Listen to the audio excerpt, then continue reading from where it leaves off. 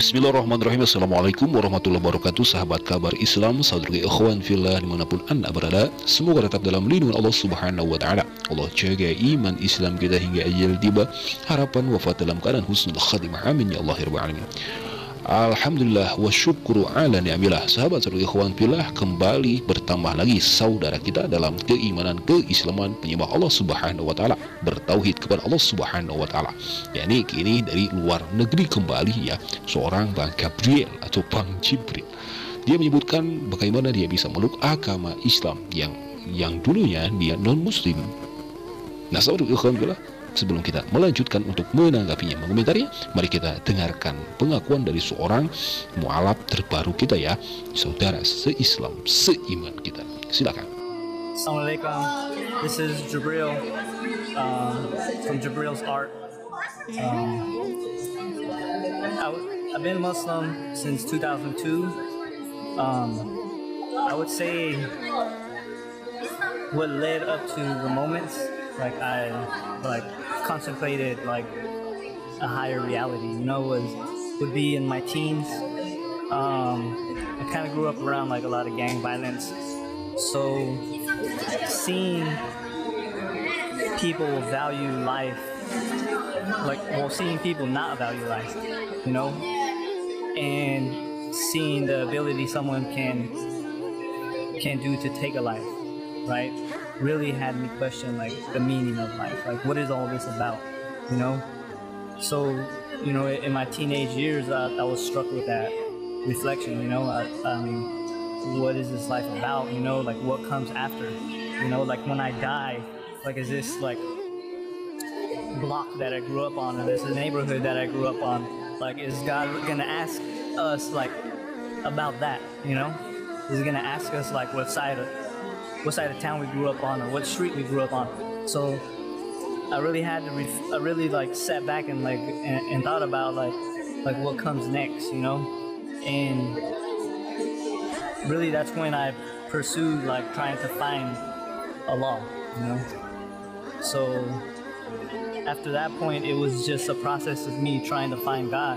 So in the West, when someone from a Hispanic background wants to find God, the closest thing they have to relate to God is Christianity.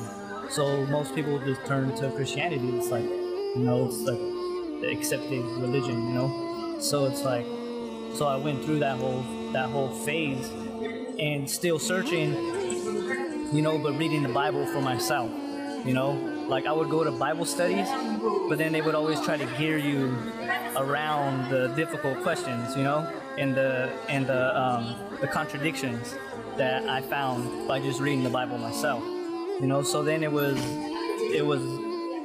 the process of asking Allah sincerely, show me the right path, So I had to step out of Christianity and just look at other faiths, And I looked into Judaism, but right off the bat, I knew I couldn't be in this religion because it's a birthright, So I was well, I don't want to, you know what I mean? I can't do that. But they believed in the oneness of God, So then I was well, let me look into Islam, and then I had told some pastors and stuff, and I had got all that negativity, you know what I mean? All the misconceptions that they throw around. And then I just went to Muslims, you know what I mean? And I was asked the Muslims, what do you guys believe? I went in the Quran, and they were oh, we believe this. And I was and you guys believe this. And that was the crazy thing, is that a Muslim would tell me truthfully what a Christian believes, not lying about anything that a Christian believes. But when I went to a Christian and asked them what a Muslim believes, then they just gave me all these lies, So it's I seen the truthfulness within Islam, because it wasn't a matter of them deceiving you, to believe in Islam. It was, okay, this is what you guys believe, and we disagree with it because of this. You know what I mean? It wasn't oh, well, you guys believe in the Trinity, and you know what I mean? And oh yeah, that's what we did believe as Christians. You know what I mean? So it's so the Muslims weren't saying they weren't telling me falsehood about the Christians. You know what I mean? Whereas the Christians were telling me falsehoods about the Muslims, and I just seen that, I don't know, that deception, And I was like, man, if someone within a faith is willing to deceive me about someone else to make me believe in it, in them, like, what does that tell you about the doctrine of a certain belief system, I guess, you know? So I guess that was like kind of like what led me into Islam. And then the question of the deity of Jesus, you know, because growing up, I didn't grow up in the church, but I always prayed to God, so I was always monotheistic. So then like when I came into Christianity, I always had that issue with praying to a human being. Like I wanted to pray to God, not to be a man worshiper, you know? So basically, like, that always irked me. And when I started reading the Bible for myself, I seen like a lot of contradictions, you know what I mean? And then when I read about Christian history, like the early Christian sects, like, didn't even believe in the deity of Jesus, you know? So, but then they were considered like apostates, or what's the word? Like a heretical sect, you know? So then they ended up like offing them and killing them and stuff. So, you know, so it's basically like kind of like the short version of like how I came to Islam. Some of the things that played a role into me, you know, searching for Allah, searching for like the meaning of life, you know. So Alhamdulillah, I became Muslim. Alhamdulillah, every day is a struggle, but you know, in Islam, like, there's a hadith Qudsi where Allah says that I am in the opinion of my servant, you know? So it's like your perception of Allah, and how, you know, like, if you deem like, oh, Allah is not with me, you know, then Allah is not with you. But if you know like Allah is with you, Allah is with you, you know? So it's like, so everything, you see everything in a different light, you know, when you get the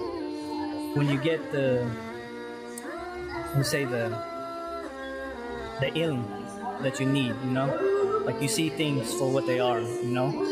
You don't see the mirage, you see things for the realities behind things, you know. And it really makes you appreciate, if you reflect, like, even the hardships in your life, you know, because nothing happens to a Muslim but that his sins are forgiven, or, you know, Allah is elevating his maqam, you know. So alhamdulillah, you know,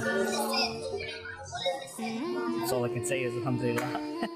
Nah, sahabat Alhamdulillah, itu adalah sebuah pengakuan dari seorang Bang Gabriel, ya.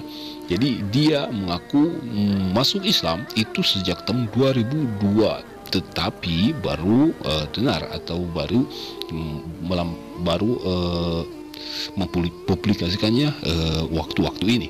Dia menyebutkan bahwa secara langsung dia masuk ke dalam agama Islam itu karena ada sebuah permainan dari para pendetanya, yang mana ada satu keraguan dalam menganut agama sebelumnya dan bertuhan kepada dalam agama sebelumnya, tetapi pendeta itu tidak mampu menjawab dan tidak bisa memberikan jawaban yang pas, yang kena. Sampai akhirnya ya timbullah keraguan dari seorang Bang Gabriel ini tentang agama yang dulu dan Tuhan yang dulu.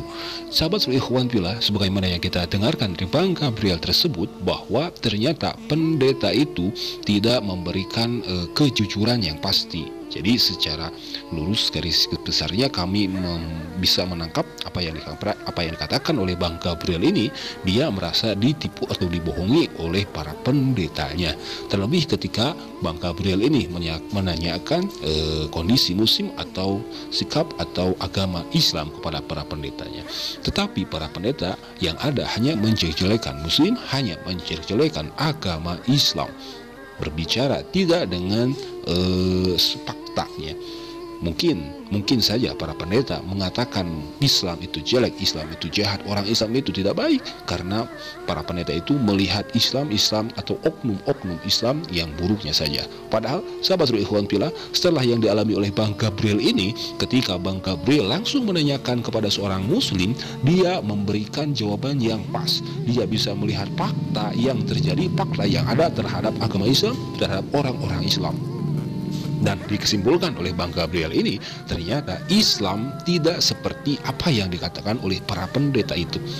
Islam itu damai, Islam itu cinta, Islam itu kasih sesama makhluk hidupnya, apalagi terhadap sesama manusia, walaupun itu berbeda agama. Lain halnya, mungkin apa yang dikatakan oleh para pendeta ini tidak sama dengan apa yang dikatakan Muslim yang bertemu dengan Bang Gabriel ini. Hingga akhirnya Bang Gabriel ini mencoba memperdalam agama Islam, mempelajari ajaran-ajaran Islam, dan juga melihat tata cara orang-orang Islam dalam beragama dan beribadahnya. Hingga akhirnya alhamdulillah wa syukru ala ni'amillah, atas perbandingan dan pemikiran, logika, akal, hati yang mantap, yang sehat, alhamdulillah wa syukru ala ni'amillah, makanya Bang Gabriel mengucapkan 2 kalimat syahadat. Hingga tidak adalah keraguan dalam beragama seperti agama sebelumnya, dan tidak ada keraguan dalam bertuhan seperti bertuhan kepada Tuhan sebelumnya. Nah, sahabat ikhwan fillah, sudah banyak sekali ya orang-orang yang menjadi mu'alaf ini. Mereka itu memakai logika, hati, akal, pikiran, dan kecerdasan yang maksimal. Kita bisa lihat dari mantan pendeta yang menjadi seorang mu'alaf. Begitu juga ada Paulus yang menjadi mu'alaf. Mereka memakai hati, memakai pikiran, memakai kecerdasannya. Apabila mereka bisa membuka hati, memakai pikiran, maka akan timbullah kebenaran Islam itu. Maka akan timbullah hidayah Allah Subhanahu wa Ta'ala. Mungkin inilah yang dialami oleh Bang Gabriel. Tetapi ya, kebanyakan masih banyak pula orang-orang Kristen, orang-orang yang non-Muslim, tidak membuka hati, seolah-olah mereka hanya menutup hati, tidak mau melihat kebenaran agama Islam. Tetapi itulah yang sudah disebutkan oleh Allah Subhanahu wa Ta'ala. Sampai kapanpun akan ada yang tidak suka dengan agama Islam. Mereka tidak akan ridho kita memeluk agama Islam. Makanya tidak heran, makanya tidak aneh, banyak sekali para misionaris yang mempunyai misi pemurtadkan orang-orang Islam, saudara-saudara kita. Nauzubillah, summa nauzubillah. Nah, sahabat ikhwan fillah, akhir kata, mohon maaf bila ada kata khilaf. Semoga bermanfaat, menjadi peneguh keimanan, keyakinan kita dalam bertauhid, menyembah Allah Subhanahu wa Ta'ala, memeluk agama Islam. Hadanallahu wa iyyakum ajma'in. Wassalamualaikum warahmatullahi wabarakatuh.